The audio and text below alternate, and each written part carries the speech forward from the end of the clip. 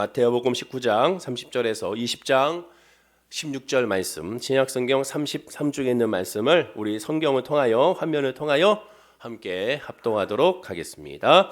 그러나 먼저 된 자로서 나중되고 나중된 자로서 먼저 될 자가 많으니라.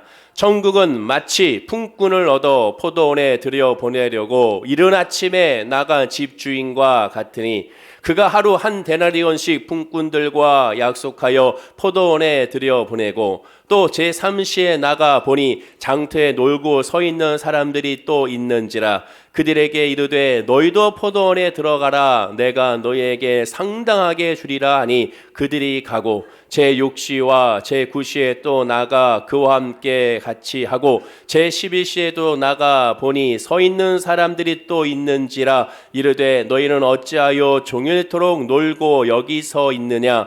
이르되 우리를 품꾼으로 쓰는 이가 없음이니이다. 이르되 너희도 포도원에 들어가라 하니라. 저물매 포도원 주인이 청지기에게 이르되 품꾼들을 불러 나중온 자로부터 시작하여 먼저 온 자까지 싹스 주라 하니 제11시에 온 자들이 와서 한 데나리온씩을 받거늘 먼저 온 자들이 와서 더 받을 줄 알았더니 그래도 한 데나리온씩 받은지라. 받은 후 집주인을 원망하여 이르되 나중온 이 사람들은 1시간밖에 일하지 아니하였거늘 그들을 종일 수고하며 더위를 견딘 우리와 같게 하였나이다. 주인이 그 중에 한 사람에게 대답하여 이르되 친구여 내가 내게 잘못한 것이 없노라. 내가 나와 한 데나리온의 약속을 하지 아니하였느냐.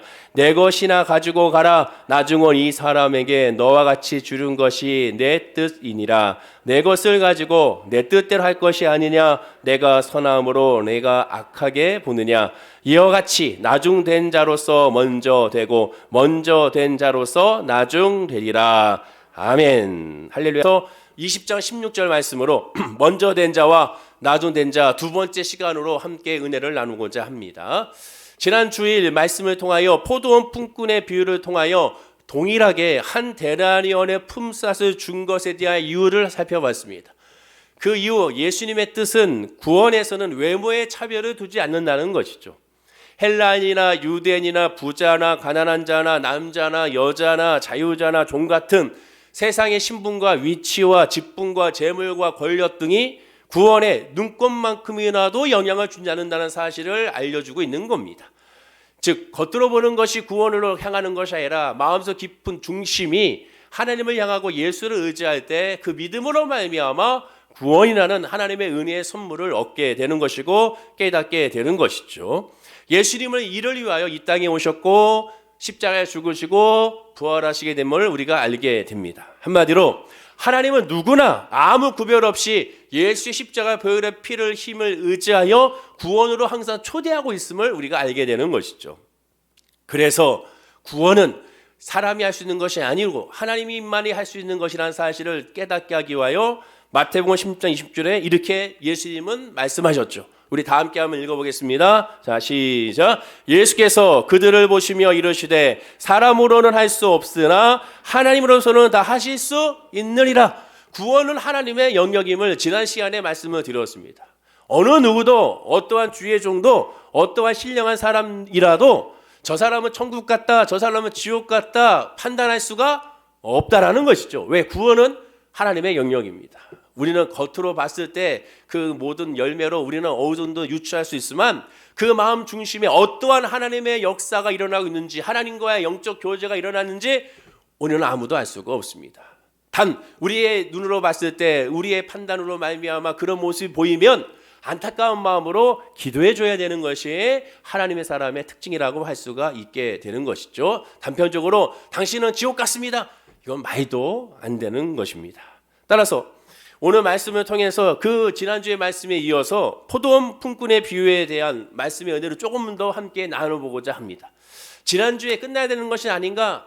아닙니다. 왜냐하면 지난주의 메시지와 마찬가지로 너무나도 중요한 메시지가 예수님의 이 포도원 품꾼의 비유 안에 숨겨져 있기 때문에 그렇습니다. 자, 그러면 어떤 메시지 때문에 그런가?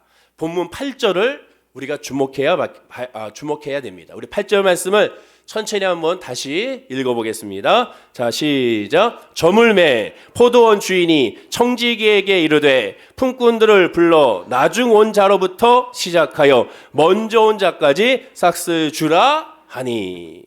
포도원 주인이 청지기에게 지시를 내립니다. 임금을 주라는 거죠. 자, 그럼 일반적으로 상식적으로 생각해 봅시다. 임금을 줄 때 누구부터 줍니까? 먼저 온 사람부터 주죠. 저도 아르바이트를 하게 되면 나중에 즉 후배가 먼저 임금을 받지 않고 먼저 선배들부터 챙겨준 다음에 그 다음 후배들이 그 임금을 챙김을 받고 가게 되어 있습니다. 여기 계신 모든 분들이 다 그 정도의 상식을 알게 될 것입니다. 그런데 여기 보면 나중 온 자부터 시작하여 임금을 준다고 분명히 말씀하고 있습니다. 그러자 상식적이지 않으니 일반적이지 않으니 본문 11절에 받은 후 집주인을 원망하여 이르되 라고 시작이 됩니다. 나중 온 사람부터 받는 것도 조금 이상한데 그래 그럴 수는 있어. 그런데 받고 나서부터 그 금액을 확인하면서 차근차근 한 사람씩 확인하면서 원망과 불평이 나오기 시작하게 되는 것이죠. 보람찬 정말 하루 일을 마치고 돈을 받을 때 그 모든 피로가 싹 사라져야 될 그 때에 불만과 원망과 탄식이 쏟아져 나오게 되는 겁니다.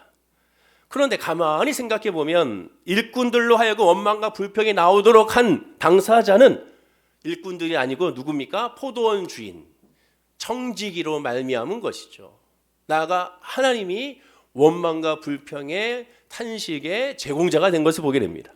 하지만 지난 시간의 말씀과 같이 하나님은 잘못이 없죠. 왜 잘못이 없습니까? 이미 계약을 할 때 한 데나리온의 품삯을 주겠다고 약속하고 그들도 동의하고 바로 이 자리에 와서 일을 했기 때문에 그렇습니다. 약속대로 주지 않았으면 문제지만 약속대로 줬기 때문에 사실상 포도원 주인에게는 문제가 없었던 것이죠. 본문 13절과 15절에 그래서 주인이 이렇게 말합니다. 역시 한번 이해를 돕기 위하여 우리 다 함께 다시 말씀을 13절부터 읽어보겠습니다. 자, 시작. 주인이 그 중에 한 사람에게 대답하여 이르되 친구여 내가 내게 잘못한 것이 없노라. 내가 나와 한 데나리온의 약속을 하지 아니하였느냐. 내 것이나 가지고 가라. 나주고 온 이 사람에게 너와 같이 주는 것이 내 뜻이니라. 내 것을 가지고 내 뜻대로 할 것이 아니냐. 내가 선함으로 내가 악하게 보느냐. 한 데나리온은 지난 시간 말씀과 같이 사진과 같이 노동자 하루 품삯입니다. 근데 이 노동자 하루 품삯이 어마어마하게 많이 주는 것이 아니라 오늘날 따지면 법정 최저임금이라고 생각하면 됩니다. 기본이에요, 기본. 하루에 일당에 이 정도는 줘야 된다가 당시 유대 사회의 기본이었습니다. 그 이상 줘도 상관없지만 이건 밑에 한 데나리온 밑에는 주면 안 된다. 왜? 하루 일당입니다. 한 시간이 아니라 하루 일당이. 아무리 아침 일찍 왔어도 적다고 그래서 불평할 그런 계좌가 아니었던 것이죠. 약속대로 줬기 때문에.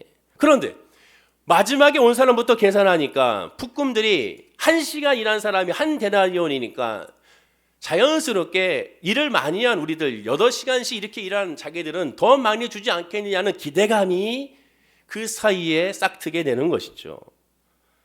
결국 불만 있는 사람들은 자기가 처음에 계약했던 내용을 잊어버리고 똑같이 한 데나리온씩을 주는데 불만과 불평이 생기게 된 것입니다. 여러분들 어떻습니까? 저 같아도 그 자리에 있었으면 은근히 기대를 하고 있었겠죠. 은근히 좀 더 받겠구나라고 생각했을 것 같습니다. 언뜻 보면 그래서 항의하는 사람들은 아주 합리적이고 상식적인 반발을 하는 것 같고 주인이 불공평한 것 같습니다. 하지만 전혀 다시 얘기하지 그렇지 않죠. 왜? 약속대로 계약대로 줬기 때문에 그렇습니다. 자, 그러면 반대로 한번 생각해 봅시다. 먼저 온 사람들이 이런 불만과 불평이 있었으면 나중에 온 사람들은 나는 1시간 일했는데 한 데나리온을 받았다면 1시간밖에 일하지 않았는데 한 데나리온을 받았다면 어떤 마음이 들어야 됩니까? 계산이 잘못된 거 아닌가? 나한테 더 많이 준 게 아닌가? 자, 성경을 보면 1시간 일하는 자에게 자, 지금 나랑 같이 일을 하자. 내가 한 데나리온을 주겠다. 그런 메시지가 없습니다. 일하러 와라. 그러니까 제가 따라온 거예요. 그런데 한 데나리온은 아까 얘기했지만 8시간 이상 일하는 하루 일당이 한 데나리온이기 때문에 그들의 상식이라도 한 데나리온을 받을 수 없다는 사실을 그들도 알고 있었을 것입니다. 그런데 한 데나리온을 받았어요. 그러면 뭔가 착오가 있겠구나라고 생각하는 것이 또한 상식이죠. 그럼 어떻게 됩니까? 물어봐야죠. 청지기에게 내가 한 달을 받았는데 잘못 준 게 아닙니까? 라고 물어봐야죠. 그런데 성경에는 그런 표현은 없습니다. 우리가 기억해야죠. 하나님은 하나님이십니다. 하나님은 실수하지 않아요. 하나님이 거짓말하지 않죠. 민수기 23장 19절에 하나님은 사람이 아니시니 거짓말을 하지 않으시고 인생이 아니시니 후회가 없으시도다. 어찌 그 말씀하신 바를 행하지 않으시며 하신 말씀을 실행하지 않으랴. 하나님은 절대로 인간이 아니기 때문에 시건치 않고 거짓말하지 않습니다. 그렇다면 예수님이 포도원 품꾼의 비유를 통하여 하신 말씀은 의도적인 거죠. 일부러 그렇게 주신 거죠. 일부러 먼저 온 자들에게 주지 않고 나중 온 자들에게 준 것도 일부러 그런 것이죠. 뜻이 있어서 계획이 있는 하나님의 섭리인 것입니다. 믿음이란 하나님의 이 섭리 안에 있음을 내가 깨닫는 거죠. 어떠한 상황에서도 이거 하나님의 은혜야. 하나님의 뜻이, 하나님의 섭리가 있어. 왜? 나는 하나님의 자녀니까. 하나님께서 인도해 주시는 거야. 그 사막에 막혀 있어도 하나님의 은혜야. 이 길을 인도하신 거 여호와 하나님이야. 사막의 음침한 골짜기를 다닐지라도 해를 두려워하지 않는 이유는 주께서 나와 함께 하신다는 사실을 고백한 다윗처럼 그것이 바로 믿음이죠. 하나님의 은혜 안에 있어. 이 메시지도 마찬가지로 하나님의 은혜가 있어. 하나님의 뜻이 있어. 그러면 그 하나님의 은혜와 뜻이 무엇인지, 왜 그렇게 했는지를 묵상해 봐야 되고 그 뜻을 물어봐야 되는 것입니다. 포도원 품꾼의 비유를 통하여 하나님께서, 예수님께서 말씀하고자 하는 것은 주제가 뭐예요? 지금 계속 주제가 하나님 나라 천국이죠. 다른 주제가 아니에요. 얼마나 버느냐가 아닙니다. 공정과 상식을 말하는 것도 아니에요. 하나님의 나라 천국에 대한, 그리고 하나님 나라 천국에 들어가는 구원에 대한 그런 예로, 비유로 지금 설명하고 있습니다. 부자 청년 관리의 질문 하나로 말미암아 지금까지 이어지고 있게 되는 것이죠. 그 주제는 오직 천국과 구원이라는 사실을 놓치지 않고 오늘 메시지도 봐야 되는 것이죠. 자, 그러면 포도원 품꾼의 비유에서처럼 사람들은 예수님의 십자가 구원에 대해서도 포도원 품꾼의 비유와 같은 반응을 보인다는 겁니다. 똑같이 그런 반응을 보인다는 거예요. 즉 본문을 통한 반응처럼 먼저 일하러 온 유대인 백성들과 같이 먼저 믿는 사람들이, 이 유대인들이 바리새인들이나 제사장들 같이 율법사들이나 종교 지도자들이 착한 일을 많이 하고 더 많이 예배드리고 더 많이 기도하고 더 열심히 봉사하고 더 열심히 헌신하고 하는 사람들이 더 천국에 가야 되고 천국의 상급이 더 커야 되지 않느냐고, 그것이 옳지 않느냐고 반발하는 것과 똑같습니다. 믿음 생활을 많이 한다고 천국 생활이 더 좋아지나요? 그런 게 아니고 그 믿음의 기준은 어디에 있는지 봐야죠. 구원을 준다는 것이 오늘날 따지면 아무 일도 하지 않고 평생에 나쁜 짓만 하다가 주일날 예배도 안 하고 봉사도 안 하고 기도도 안 하고 아무것도 안 하다가 갑자기 임종을 앞두고 기도하고 찬양하고 또한 예수를 믿는다고 선포하고 그 눈물 흘리면서 그랬다는 이유 하나만으로 구원을 받는 다음에 말도 안 되고 생각하는 것 똑같습니다. 세상의 사람들이 얘기하는 게 그거죠. 어떻게 기독교는 그 나쁜 짓을 하는 사람들이 예수만 믿으면 구원을 받는다고 하느냐. 이해가 안 되는 거죠. 말이 안 되죠. 인간적인 생각으로는 정말 답답하고 억울하지 않습니까? 저 패륜적인 사람들이, 저 살인자가, 저 성폭행범이, 저렇게 나쁜 사람들이, 착복한 사람들이 정말로 죽기 전에 예수를 믿으면 구원받는다니, 이건 안 돼. 그럴 수는 없어. 공평치 않아. 공의로운 하나님이 아니야. 그렇게 생각하는 것이 인간적인 생각이고 솔직한 우리들의 마음이죠. 저렇게 나쁜 사람들 못하러 저 교도소에서 밥을 먹여줘, 빨리 처리해야지. 그게 인간적인 생각이 많지 않습니까? 오늘날 사형제도로 다시 부활해야 한다는 의견이 압도적으로 많은 것은 바로 그런 이유가 되는 것이죠. 왜? 인간들은 그것이 도덕적인 성이라고 생각하기 때문에 그렇습니다. 그러나 하나님은 그렇게 말씀하고 있지 않죠. 믿으며 구원받는다는 거예요. 다른 거 다 필요 없어. 믿기만 하면. 근데 그 믿음 자체가 우리의 기준이 아니기 때문에 그래서 어찌면 더 무서운 거예요. 당신은 믿으면 구원받습니다. 네, 저는 예수 믿습니다. 근데 하나님 보시기에 그 믿음이 정말 하나님 앞에 믿음이냐 아니냐는 하나님이 하신다는 거죠. 미랑이라는 영화를 통하여 기독교인들이 많이 욕을 먹었습니다. 그 범죄자가 교도소에서 나는 하나님께 이미 용서받았다. 나는 자유한다. 그러니까 배우 전도연이 기가 막히죠. 거의 미치죠. 자기는 기도하고 간구하다가 하나님의 마음으로 말 내가 저 사람을 용서해 줘야겠다. 내가 저 사람을 용서해 준다고 내가 교도소 면회 가야지. 정말 용기 내어 갔더니만 나는 이미 구원받았다. 나는 이미 용서받았다. 나는 이미 평안하다 그랬으니 환장할 그러시죠. 둘 다 하나님의 믿음이 무엇인지를 모르고 잘못 믿고 있었던 것을 알려줘야 되는 겁니다. 믿음이란 그게 아니죠. 늘 하나님 앞에 오늘 찬양대 가사처럼 날마다 예수가 죽는 거거든요. 뻔뻔할 수 없어요. 내가 주님을 깨닫는 어떻게 그 당사자한테 그렇게 뻔뻔하게 나는 이미 편안합니다로 말할 수 있습니까? 육신의 사람이기 때문에 불편해야 되는 거죠. 당연히 불편해야죠. 더 불편해야죠. 믿으면 믿을수록 더 불편해야죠. 더 죄의 의식이 더 강해져야죠. 감히 그 사람의 눈을 쳐다볼 수 없어야죠. 눈물부터 나와야죠. 어차피 몰라야죠. 오히려 손을 부들부들 떨어야죠. 그런데 그 반대가 되면 믿음의 온전한 은혜 안에 거하고 있는지를 점검해 봐야 되는 겁니다. 사도 바울과 같이 엎드려야죠. 믿음에 의해서 엎드려야죠.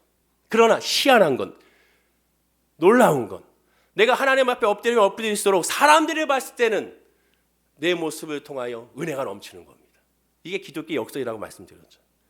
나는 예수 앞에 나는 부족합니다. 나는 죄인입니다. 그럼 내가 죄인이고 나는 부족하고 하나님이 난 필요합니다라고 고백하며 늘 하나님 앞에 죄로 말미암아 하나님이 외치고 있는데, 그런데 그렇게 외침으로 말미암아 우리의 얼굴과 우리의 활동은 오히려 더 찌그러지고 눌리고, 그러면 얼굴에 그 핏빛이 없고 근심걱정으로 가득 차야 되는데, 오히려 믿지 않는 사람들이 봤을 때는 더 은혜가 넘치고 피부색도 좋고 더 온유하고 기쁨이 넘쳐 보이는 거예요. 그게 기독교의 역설입니다. 그게 기독교의 역설이죠. 가장 두려운 것 중에 하나가 뭔지 아십니까? 제가 항상 예전부터 기도한 것 중에 하나가 뭐냐, 나이가 들어가면 들어갈수록 얼굴에 심술 덩어리가 되지 않는 거예요. 자, 옆에 성도님들 조용히 한번 보시고, 그리고 저를 쳐다보시면, 그게 가장 두려워요. 제가 20년 전에 처음에 이제 사역을 시작할 때 목사님들이 모였어요. 목사님들 모였습니다. 오해하지 말고 이렇게 들어요. 이게 인터넷에서 나가니까. 근데 오해하지 말고 드셔야 돼요. 목사님들이 모였는데 분명히 정장을 입고 계세요. 다 깔끔하게 정장을 입고 있는데 다들 너무 없어 보이는 거예요. 이게 무슨 뜻인지 아시겠습니까? 분명히 정장을 입고 있어요. 정장이 입고 넥타이하고 있고 머리도 이렇게 하고 했는데 너무 사람들이 없어 보이는 거예요. 왜 그럴까? 나는 그러지 말아야 될 텐데. 어떻습니까? 좀 있어 보이나요? 그게 좀 두려운 겁니다. 하나님의 믿음의 사람, 은혜의 사람은 세상 사람들을 봤을 때 그 얼굴이나 그 말이나 그 행동에서 온유함이 넘쳐나야 되고 여유가 넘쳐나야 되고 찌들지 않아야 되는 것이죠. 하나님 앞에는 주님이 아니면 안 됩니다 해야 되지만, 그럴수록 우리의 삶에 비춰지는 향기는 이 봄날이 다가오는 것처럼 봄의 향기가 드러나는 그런 은혜의 역사가 우리에게 있어야 됩니다. 그런 은혜가 있기를 간절히 축원을 드립니다. 여러분의 축복할까요? 주의 은혜가 넘쳐나십니다. 기도하겠습니다. 인사하겠습니다. 바로 그거였거든요. 근데 이들은 억울한 거예요. 안 돼, 말도 안 돼. 어떻게 저 사람이 구원을 받아? 말도 안 돼. 오늘 본문을 통하여 예수님은 이러한 반발은 도무지 말이 안 된다, 하나님의 뜻은 그게 아니라는 사실을 알려주고 있는 겁니다.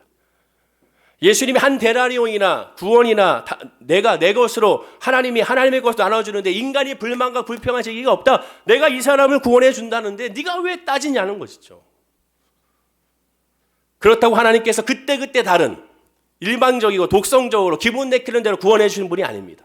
기준이 딱 정해졌죠. 그것이 진리죠. 뭡니까? 예수 그리스도를 믿음으로 말미암아, 그 이름으로 말미암아, 그 이름 외에는 길이요 진리요 생명이 예수 외에는 없음을 정확하게 말씀해 주고 있습니다. 하나님은 오늘 비유회처럼 계약대로 행하시는 거죠. 그 계약이 뭡니까? 예수 그리스도의 십자가의 은혜. 그런데 이 계약은 일방적입니다. 자, 여러분들 가운데 예수님께서 여러분 나타나셔서 내가 너를 위하여 십자가에다 죽고 부활할 거야. 자, 우리 계약을 맺자. 나를 믿으면 내가 너 구원시켜줄게. 개인적으로 이렇게 계약해가지고 태어난 사람이 있습니까? 이미 2000년 전에 우리는 계약도 하지 않았어요. 우리는 사인도 하지 않았는데 하나님께서 2000년 전에 우리와의 십자가에 죽으시 부활하셨습니다. 자, 다 이루었다. 다 모든 죄를 사했다. 나만 믿으면 된다. 그래서 이를 우리는 일방적인 하나님의 은혜라고 말합니다. 이게 그래서 은혜예요. 은혜. 인간 쪽에서 하나님과 구원의 계약을 맺은 적은 없습니다. 그래서 모든 것이 하나님의 은혜인 거예요. 믿기만 하면 된다는 거예요. 근데 그게 이해가 안 되는 거죠. 그게 말이 안 된다고 생각하는 거예요. 말도 안 돼. 무슨 믿기만 하면 돼. 구원받기 위해서 좀 다른 것도 해야지. 당시 초대교회도 예수님만 믿으면 된다. 말도 안 돼. 율법은 지켜야지. 안 돼. 율법은 아니야. 율법은 거울이야. 믿기만 하면 돼. 그래도 안 되지. 그래도 하다못해 할례라도 하자. 그래서 그런 잘못된 거짓 교사들이 나타난 거예요. 예수와 함께 할례도 해야 믿음이 완성이 된다는. 아니야. 그게 아니야. 할례의 의미가 뭐냐. 계속 설명하고 있는 것이죠. 오늘 본문에 부자 청년 관리가 그런 하나님의 은혜를 깨닫지 못했기에 예수님이 이 비유까지도 연결하여 설명하고 있습니다. 부자 청년 관리 어떻게 했습니까? 희년제도도 지키지 않으면서 나는 어릴 때부터 하나님의 계명을 다 지켰다라고 자부했어요. 어떻게 이렇게 자부합니까? 하나님 앞에 나는 죄가 없다고 어떻게 얘기할 수 있어요? 하나님 앞에는 늘 죄인입니다. 우리 할렐루야 찬양대 가사처럼 늘 하나님 앞에는 죄인이에요. 그러니까 예수가 아니면 안 돼. 십자가를 늘 바라보는 거죠. 사도 바울의 고백이 그거지 아닙니까? 난 주님이 아니면 안 됩니다. 나 같은 죄인을 주님께서 버리시면 안 됩니다. 나와 함께 없어서. 은혜 안에 있으면, 믿음 안에 있으면 직분자일수록, 목사일수록 더 하나님 앞에 엎드려야 되는 거죠. 그런데 그 반대입니다. 이 부자 청년 관련 아니야, 나는 완벽해. 나는 완벽해. 그러자 예수님이 네가 부족한 것이 정확히 무엇인지를 알려주잖아요. 희년제도를 지키지 않았어. 50년에 한 번이라도 제대로 된 사랑, 하나님의 은혜를 실천해보라는데 그걸 지키지 않았습니다. 즉 나의 이익이 되면 하나님의 말씀도 아멘하지만 나의 이익이 아니면 하나님의 말씀은 노멘이 되는 거예요. 그때 다르죠. 하나님의 말씀을 적용하는 데 있어서 정말 나에게 유익이 되고 나에게 기쁨이 되고 나에게 즐거움이 되고 나에게 행복이 되면 할렐루야 아멘으로 아멘 합니다. 그러나 조금이라도 나에게 불이익이 다가오면 그 말씀은 아멘하지 않습니다. 잘못된 말씀이라고 오히려 얘기하고 그건 잘못된 해석이야 라고 말을 하죠. 왜? 나에게 유익이 안 되니까. 근데 그 신앙은 부자 청년 관례 같은 신앙이 됩니다. 바로 먼저 된 자 같으나 나중 된 자가 되는 거죠. 하나님은 모든 인간이 평생토록 온전한 참사랑 한 번도 하지 못하는 그런 불쌍한 연약한 존재임을 다 알고 계십니다. 다 알아요. 못 지킨 걸 알아요. 그래서 예수님이 이 땅에 오신 겁니다. 어느 누구도 하나님 앞에 바로 설 수 없어요. 그래서 예수님이 이 땅에 오신 거예요. 그걸 인정해야죠. 당신은 죄인입니다 라고 말하면 모든 사람도 반발합니다. 다 죄인입니다 하면 다 싫어해요. 죄를 얘기하면 다 싫어합니다. 심지어 믿음의 사람들조차도 죄를 얘기하면 싫어합니다. 설교도 죄를 얘기하면 싫어해요. 늘 좋은 얘기, 희망의 얘기를 하라고 얘기하죠. 그러나 성경 자체가 죄를 얘기합니다. 근데 그 죄가 희망이거든요. 죄를 얘기해야 진정한 희망이 나오고 회개를 해야 진정한 소망이 나오는 거예요. 그게 예수 그리스도의 십자가의 은혜거든요. 다윗은 그래서 이렇게 고백합니다. 시편 14편 1절과 3절에 고백하죠. 우리 다 함께 읽어볼까요?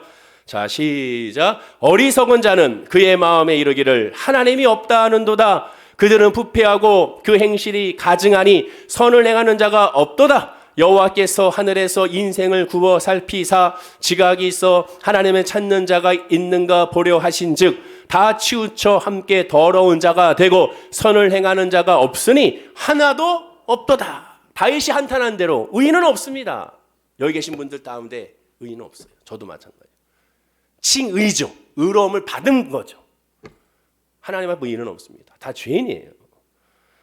순간순간 우리의 마음에 하나님을 두기 싫어하는 그것이 바로 원죄입니다. 원죄 그 자체는 아담이 죄를 지은 게 그게 원죄가 아니라 아담과 같이 우리의 마음에 하나님을 두기 싫어하고 내 뜻대로 행하고 싶고 하나님이 하지 말라고 내 마음 가운데 양심으로 말미암아 성령에 부딪히는데 불구하고 합리화시키려고 하는 조금이라도 내 마음에 들지 않으면 파르르 떨게 만드는 것이 바로 죄악된 원죄의 속성인 겁니다. 그런데 이것을 깨닫는 자도 없고 하나님을 찾는 자가 없다. 자, 역으로 얘기하죠. 하나님을 찾아야 깨닫게 되고 하나님을 찾아야 깨닫게 되고 의인이 없다는 것을 알게 되는 거예요. 결국 하나님을 찾지 않습니다. 예배는 드려요. 하나님을 찾지 않아요. 봉사와 헌신을 해요. 하나님을 찾지 않습니다. 하나님을 찾아야 돼요. 하나님을 찾아야 됩니다. 하나님을 찾아야 나머지 모든 역사가 이루어지게 되는 거예요. 본문 6절을 다시 한번 읽어볼까요? 자, 본문 6절입니다. 자, 시작. 제11시에도 나가보니 서 있는 사람들이 또 있는지라 이르되 너희는 어찌하여 종일토록 놀고 여기 서 있느냐. 여기 아주 중요한 메시지가 나옵니다. 너희는 어찌하여 종일토록 놀고 여기 서 있느냐라고 질문합니다. 포도원 주인이. 자, 공동번역으로 보면 아주 더 노골적으로 원문 그대로 해석했기 때문에 그냥 쭉 나오죠. 좀 순화해서 표현하지 않습니다. 오후 5시쯤에 다시 나가보니 할 일 없이 서 있는 사람들이 또 있어서 왜 당신들 하루 종일 이렇게 빈둥거리며 서 있기만 하오라고 물었다라고 합니다. 빈둥거리며 서 있습니다. 그러면 이 비유에서 종일토록 놀고 있는 사람들은 어떤 사람입니까? 게으르고 방탕한 사람입니까? 아닙니다. 포도원 주인이 품꾼들을 고르는 것이 어딘지를 살펴봐야죠. 장소가 어딘지를 봐야죠. 이들이 선택받는 장소는 본문 3절에 분명히 말합니다. 또 제3시에 나가보니 장터에 놀고 있는 사람들이 또 있는지라. 장터예요. 장터. 헬라어로 아고라. 많이 들어봤죠. 아고라. 예전에 다음이라는 포털에서 아고라가 있었는데 지금 사라졌죠. 아고라. 아고라는 광장, 장터를 의미합니다. 사람들이 모이는 곳. 사진에 보면 각 도시마다 우리나라 따지면 읍내마다 아고라가 있습니다. 큰 아고라. 도시가 크면 아고라가 크고 광장이 크고, 좀 도시가 작으면 다음 사진을 보면 그 아고라가 좀 작습니다. 이렇게. 오늘날 따지면 우리 한국의 5일장, 5일마다 모이는 장터 같죠. 사진을 보면 우리 완도, 저희 처갓집 완도의 5일장. 장.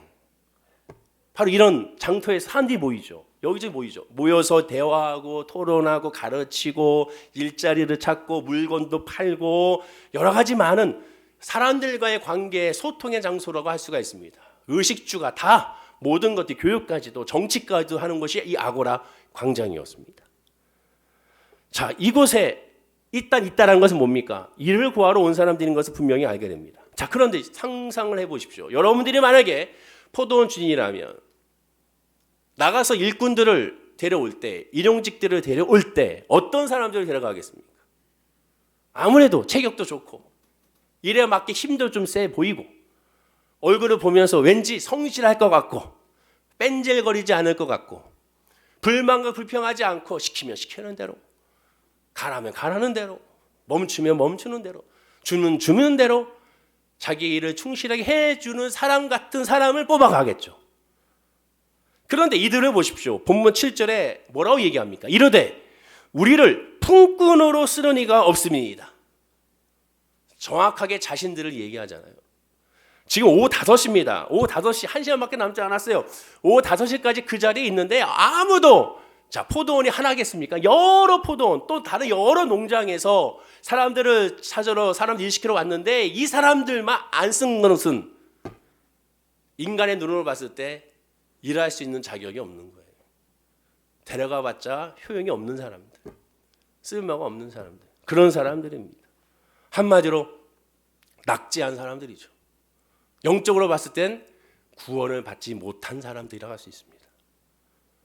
근데 사실 예수님은 이런 사람들과 교제하죠. 왜? 그들은 예수님을 인정하고 환영하고 모셨으니까. 낙제점이 없는 사람들은 자기 바쁘다고 예수님과 교제하지 않았습니다. 주의 말씀에 귀 기울여 듣지 않았죠. 그러나 이들은 예수님과 함께 했습니다. 그렇습니다. 이들은 세상 기준으로 일할 자격이 없는 사람들, 영적으로 구원의 자가 전혀 갖추지 못한 사람들, 아무도 상대해 주지 않는 사람들이었습니다. 하나님은 이런 자들의 눈물을 보고 한숨을 흘고 계셨고 그들의 고통과 억울함을 하셨습니다. 자, 이들의 고백을 보십시오. 자기들이 일을 하고 싶은 거예요. 그러나 자기들을 뽑아주지 않은 겁니다.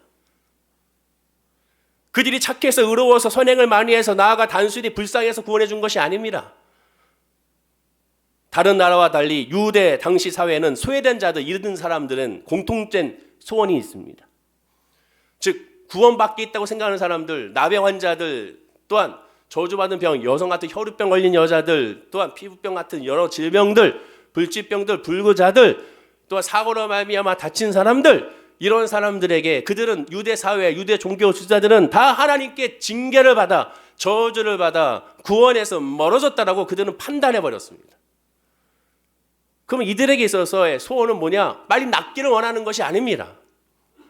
빨리 나와서 가정으로 돌아가고 빨리 나와서 일을 하고 빨리 나와서 열심히 생활하는 것이 그들의 목적이 아닙니다. 왜냐? 성전에 먼저 들어가지 아니하면 아무것도 할 수가 없기 때문에 그렇습니다. 그래서 이들의 목적은, 이들의 회복은 먼저 하나님의 성전에서 예배하고 기도하는 거예요. 왜? 예배에서 제어시켰기 때문에. 예배에 제어됐다는 건 구원과 멀어졌다는 거예요. 구원과 멀어진 자에게는 의식주는 해결되지 않습니다. 다시 가정으로 돌아갈 수 없어요. 그러나 예배 드리는 자는, 구원받은 자는 다시 가정으로 돌아가고 일거리로 돌아갈 수가 있게 되는 거죠. 우리가 잘 아는 예 중에 사도행전 3장에 나온 성전 미문에서 구걸하고 있던 안전뱅이를 보게 됩니다. 이 사람은 성전 미문에만 앉아 있어요. 나면서부터 안전뱅이입니다. 그 얘기는 뭐냐? 나면서부터 이미 하나님의 구원에 제외된 사람이에요. 이 사람이 할 수 있는 건 구걸하는 것밖에 없습니다. 그런데 하필이면 성전 미문에 얼마나 괴롭겠습니까? 한 번도 들어가지 못한 저 성전. 저기만 들어가면 되는데 들어갈 수가 없어요. 그러면 그냥 들어가느냐? 그냥 들어갔다간 돌 맞아 죽습니다. 함께 데리고 들어가는 사람도 맞아 죽어요. 그럼 이 사람이 들어갈 유일한 길은 뭡니까? 오직 하나. 걸어가는 거죠. 베드로와 요한이 이 사람에게 물어봅니다. 뭐가 필요하냐? 내게 있는 거 내게 주겠다. 이 사람이 필요한 거예요. 돈입니까? 아니요. 돈으로 걸을 수 있나요? 아니죠. 오직 그가 필요한 건 일어나는 겁니다. 왜? 일어나야 성전에 들어갈 수 있고, 성전에 들어가야 예배를 드려야 자기의 가정에, 자기 유대 사회의 일원이 될 수가 있기 때문에 그렇습니다. 그러니까 일어나라고 얘기하는 거예요. 단순하게 일어나는 건 목적이 아닙니다. 질병 치료가 그때는 목적이 아니에요. 하나님께로 돌아가기 위하여 일어나는 겁니다. 하나님께로 돌아가기 위하여, 회복을 위하여 일어나게 시킨 거예요. 그러자 이 사람이 일어나자 제일 먼저 한 건 뭡니까? 성전에 들어가서 춤추며 뛰면서 여호와 하나님을 찬양한 거죠. 이들에게 필요한 건 구원이었습니다. 구원을 사모하고 예배를 사모하고 성소를 사모하죠. 즉 영혼이 잘 돼야 범사가 잘 되며 강건하는 것이 바로 그때였습니다. 예수님은 바로 하나님은 절대 그렇게 차별하지 않는다는 사실을 깨닫게 하여 그들도 하나님의 성소에서 예배할 수 있다. 어느 누구도 하나님의 성소에서 예배할 수 있다는 사실을 깨닫게 하여 이 땅에 오셨고 십자가에 죽으시고 부활하시면서 그 모든 휘장이 다 찢어지게 된 거죠. 아무나 들어갈 수 있다. 예수의 보혈의 피를 의지하여. 하나님은 세상의 눈을 볼 때는 천국문에 새치기 입장한 것과 마찬가지입니다. 사진과 같이 마치 그들이 봤을 때 새치기 하는 거죠. 그러나 그것은 하나님의 은혜인 거죠. 구원은 그래서 하나님의 은혜입니다. 먼저도 없고 사실 나중도 없어요. 먼저 된 자가 나중에 먼저 된 것은 믿음은 먼저와 사실 나중이 없죠. 지금밖에 없죠. 지금 믿느냐 지금 믿지 않느냐. 지금 구하느냐 지금 구하지 않느냐. 호흡하는 자가 여호와를 찬양하라. 호흡은 뭐예요? 지금이잖아요. 호흡을 내일 합니까? 나 내일 호흡할래요? 이미 죽었죠. 나 어제 호흡했으니 이제 오늘 안 할래요? 이미 그 사람은 죽었죠. 호흡하는 자마다 여호와를 찬양하라. 지금 하나님을 찬양하라는 거죠. 믿음은 그래서 지금입니다. 내일이 아니에요. 하나님은 바로 이 포도원 주인을 통하여, 포도원 품꾼의 비유를 통하여 구원은 지금이고 그 구원은 아무런 차별이 없다는 사실을 믿음으로 말미암아 구원을 받는다는 사실을 알려주고 있는 것. 그 믿음이 바로 이신칭의의 교리죠. 믿음으로 말미암아 의롭게 된다. 이신칭의. 사진과 같이. 성도는 그래서 이 믿음으로 말미암아 예수님을 따르기로 작정한 자입니다. 믿음으로만 하나님을 바라보기로 작정한 자예요. 모든 것을 버렸을 때 반대급부로 모든 것이 채워진다는 의미는 바로 하나님으로 말미암아 채워지고 하나님으로 채워질 때 모든 것이 다 갖게 된다는 의미가 되는 거예요. 근데 인간은 아무리 이것을 안다 하더라도 육신의 장막이 있기에 흔들리게 됩니다. 그 흔들림으로 말미암아 결국 하나님 뜻이 아닌 세상 뜻으로 계속 가고자 하는 그런 모습이 있어요. 며칠 전에 저희 집 애가 저한테 질문합니다. 아버지 그냥 직장생활 잘하지 왜 목사가 됐냐고 질문하는 거죠. 이걸 설명해야 됩니다. 기독교 용어를 빼고 설명하려니 설명이 안 돼요. 왜?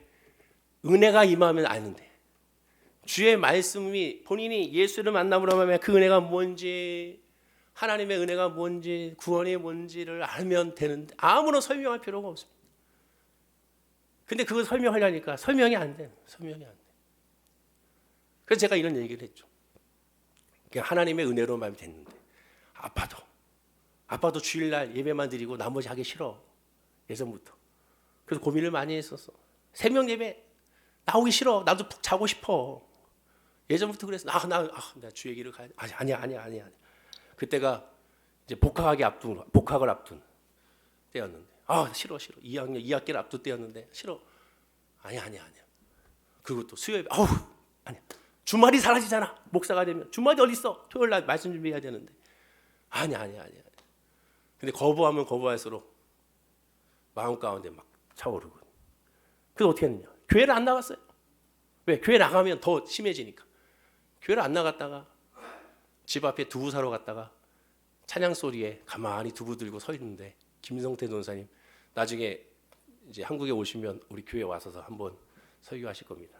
김성태 선교사님이 그때는 전도사님이었는데 형제 찬양 소리 듣고 계시나요? 그래서 나도 모르게 아니요 하고 가야 되는데 네 따라오세요. 그래서 끌려갔던 기억나죠. 거기 그때 담임 목사님이 지금 예수사랑교회 김재남 목사 예전에 한번 오셨잖아요. 이 김재남 목사님이십니다. 어떻게 역사날지 모르죠.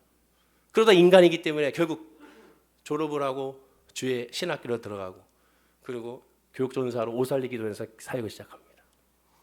2007년 목사 안수를 앞두고는 그해 한 번 또 고민이 시작하죠. 나는 도망가고 싶다. 왜냐하면 오살리 기도원부터 시작하니까 이게 교회 오니까 그런 생각 들잖아요. 야, 주의 종들 만나면 목사님들도 많고 전사님도 많고 우리 성도님도 많고 여기가 천국이겠네. 아니더라고요. 천국이 아니더라고. 오히려 더 비방하고 아무것도 아닌 것 같고 토라지고 싸우고 시기 질투하고 말하지도 않았는데 말했다고 하고 아닌 거죠. 그 젊은 저의 마음에 아니 이건 아닌 것 같습니다. 그래서 이제 목사 안수를 받으면 안 될 것 같아요. 도망쳐야지. 그 어떻게 해야 되나? 공부를 해야지. 그래서 3년 전부터 공부를 좀 시작해서 내가 원래 꿈이었던 의사가 돼야겠다. 인제대학교에 시험을 보게 되죠. 2007년입니다. 그러나 걱정이 되죠. 덕컴도 합격을 했네. 그래가지고 이제 등록금 냈습니다. 980만 원 농협에 대출 받아가지고. 근데 걱정이 됩니다. 부산까지 가야 되는데 아이는 태어났고 월세 살고 있고 어떻게 될지 모르고 불안 염려 걱정 근심 어떻게 해야 되나.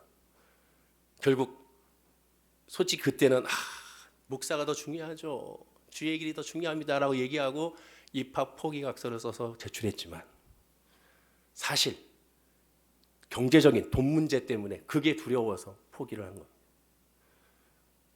아브라함이 그런 고백을 했죠. 하나님께서 아브라함에게 너는 본토 친척 아버지 집을 떠나라. 이게 얼마나 대단한 믿음인지를 그때 다시 깨달았습니다. 인간인지라 한번 도망가고 싶었잖아요. 그러고 나니까 1년 동안 마음이 요동을 치는 거죠. 야 이거 어떡하지?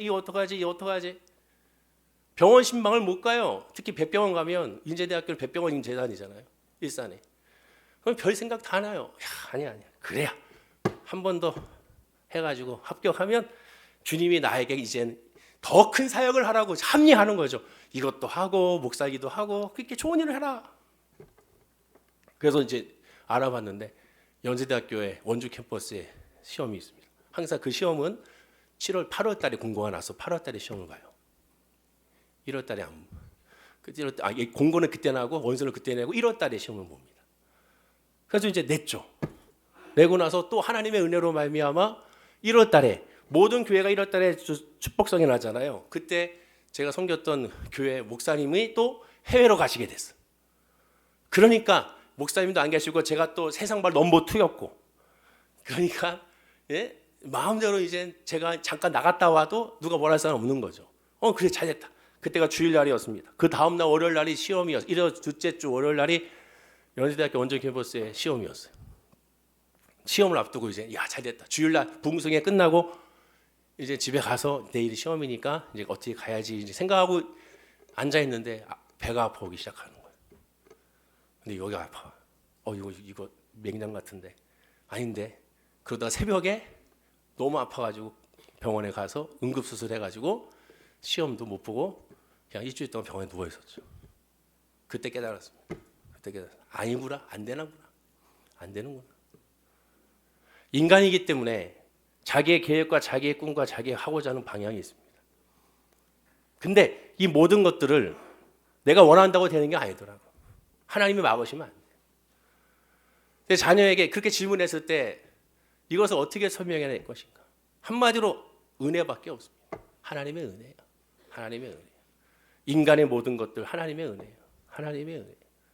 그리고 그걸 네가 깨달아야 되는 거죠. 그것을 깨달아야 돼. 그 은혜를 깨닫지 않으면 아무것도 할 수가 없게 되는 겁니다. 아무것도 할 수 없는 거예요. 오늘 성경에도 우리에게 말씀하는 그겁니다. 주님의 은혜로 구원받았으면 알아. 주님의 은혜로 그 자리에 있는 걸 알아라. 주님의 은혜로 목사가 된 걸 알아라. 그 주님의 은혜로 직분을 받은 걸 알아라. 주님의 은혜로 지금 그 사업을 하고 그 직장에 있고 주님의 은혜로 말미암아 그 가정에 있음을 알아라. 너무 힘든데요? 아니야. 지금 주의 은혜 안에 있어. 힘드니까 그 은혜를 발견해. 하나님께 구해. 하나님께 부르짖어. 하나님은 결코 외면치 않고 너를 인도해 주실 거야. 하나님 우리에게 그걸 말씀해 주고 있는 거예요. 다시 얘기하지만 그러나 이것을 머리는 알지만 우리의 마음은 이 육신이 있기 때문에 여전히 하나님을 계속 밀어내고자 하는 마음이 있습니다. 그것을 어떻게 싸웁니까? 오늘 찬양대 가사처럼 날마다 예수와 함께 죽어야 되는 그 죽는 것이 바로 이 주일 예배를 통하여 이루어지게 되는 거예요. 그러면 하나님의 놀라운 은혜가 무엇인지를 깨달아서 그 은혜의 길로 우리는 걸어갈 수 있고 그 은혜로 말미암아 감사할 수 있고 그 은혜로 말미암아 찬양할 수가 있게 되는 겁니다. 그것을 알지 못하면 아무나 역사가 일어나지 않아요. 성경에 성령께서 말할 수 없는 탄식으로 우리를 위하여 기도해 준다고 합니다. 근데 예전에는 그냥 지나갔는데 요새 그 메시지가 어떤 마음인지 알 것 같아요. 사랑하는 우리의 가족이, 우리 자녀가 예수님의 은혜 안에 거하지 못하고 믿음으로 말미암아 일어나지 못하고 믿음으로 말미암아 나아가지 못합니다. 얘기를 하면 할수록 오히려 반항이 되고 얘기를 하면 할수록 엇나갈 수가 있고 더 겁이 납니다. 그러면 그때 해야 될 건 뭡니까? 말할 수 없는 탄식밖에 없음을 알게 되죠. 그리고 그 말할 수 없는 탄식이 바로 여호와 하나님이 우리를 향한 것이라는 사실을 깨닫게 됩니다. 말할 수 없는 그 탄식. 그 마음으로 하나님은 지금 저와 여러분들이 예배를 받으시고 우리의 고백을 듣기 원하시고 우리의 간구를 듣기 원하시고 우리의 아픔을 듣기 원하시고 하나님께 내어 맡기기 원한다는 사실을 다시 깨닫게 되는 겁니다. 결론을 내린다면 먼저 된 자와 나중 된 자, 그것이 중요한 것이 아니에요. 예수님은 먼저 되고 나는 먼저 될 거야. 나는 나중에 됐지만 난 또 앞으로 먼저 될 거야. 이게 중요한 게 아니에요. 그 의미의 핵심은 하나님의 은혜로 구원받았다는 사실을 알라는 거예요. 저와 여러분들은 주의 은혜 안에 있음을 기억하고 그 은혜 안에 하나님을 바라보면서 그 수많은 욕심들, 수많은 내 생각들, 내 뜻 다 내버리고 주님의 뜻으로 살아갈 수 있도록 기도하며 간구하는 우리 모든 성도님 되시길 간절히 축원하고 기도드립니다. 그것이 바로 믿음의 본질이 되는 것이죠. 기도하겠습니다. 아버지 하나님, 그렇습니다. 지금 힘들고 어렵고 지치고 아프고 상처받기 때문에 우리 모든 성도님들의 마음 가운데 예수의 믿음, 예수의 마음, 예수의 소망으로 살아가기 원합니다. 기도하게 하여 주시고 부르짖게 하여 주시고 간구하게 하여 주시옵소서. 하나님의 은혜가 아니면 아무것도 할 수 없음을 고백하기 원합니다. 우리의 마음속에 그러나 계속 욕심이 자라나고 우리의 계획과 우리 뜻이 자라며 안 풀리는 것 때문에 속상하고 눌리며 짜증이 나고 고통스럽고 그렇기 때문에 하나님을 더욱더 멀리하고자 하는 마음이 우리에게 있습니다. 그러나 그럴 때일수록 더 주님을 가까이 하게 하여 주옵소서. 주님께 부르짖게 하셔서 하나님의 영으로 은혜를 알게 하시고 하나님의 영으로 말할 수 없는 탄식으로 우리를 위하여 기도하는, 나를 위하여 기도하시는 하나님의 마음을 깨달아 믿음으로 일어나 나아갈 수 있도록 복을 부어 주시옵소서. 그 믿음으로 질병을, 그 믿음으로 아픔을, 그 믿음으로 상처를, 그 믿음으로 물질을, 그 믿음으로 직장과 사업의 어려움들을 하나님의 말씀, 오히려 그렇기 때문이라도 또 주님을 붙드는 믿음으로 말미암아 이겨나가고 간증하는 우리 성도님들이 되게 하여 주옵소서. 감사와 찬송을 주께 드리며 예수님의 이름으로 기도드립니다. 아멘. 우리 말씀